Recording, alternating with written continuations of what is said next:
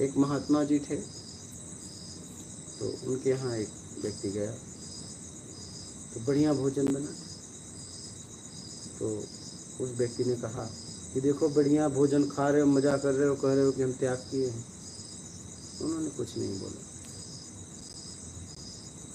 एक दिन उनके घर पे जाते हैं और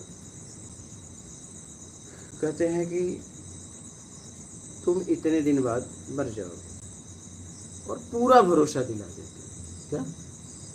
पूरा भरोसा दिला देते हैं। चले आते हैं। अब उस व्यक्ति की हालत,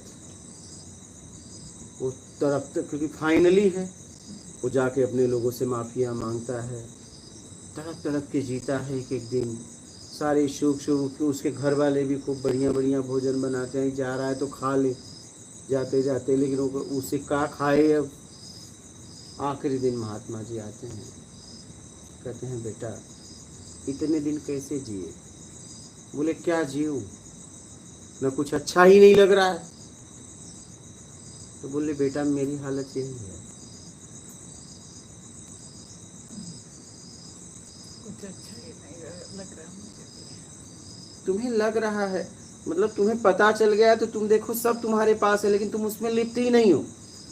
बोले यही हालत हमारी है, सब दिख रहा है लेकिन मैं किसी में लिप्त नहीं हूँ। तो मुझे निकलना है। जब तुम्हें पता चल गया कि मैं इस दिन निकलूंगा, तुम्हारे पास सब है, लेकिन तुम किसी से न बातचीत कर रहे हो न कुछ।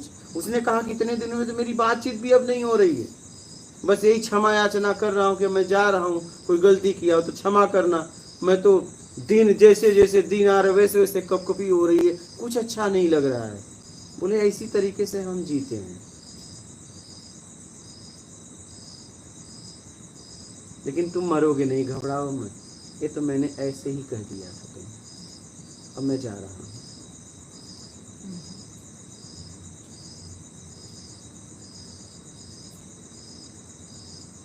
सब है लेकिन मैं उसमें नहीं। मेरे अंदर तो एक ही ख्याल है, मुझे निकलना है, और मैं उसका इंतजार कर रहा हूँ।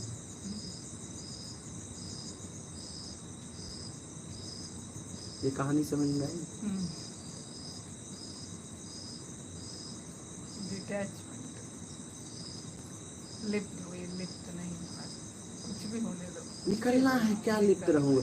लिप्त तो तब रहता जब मैं रहता। मुझे पता चल गया है, मुझे जाना है, तो क्या कैसे लिप्त रहूं? लिप्त हो ही नहीं सकता। नहीं हो सकता। मैं चाहूं तो ही नहीं लिप्त हो सकता। लिप्त तो तब था जब पता नहीं था कि निकलना है। अब तो पता चल गया है, अब क्या लिप्त होऊंगा?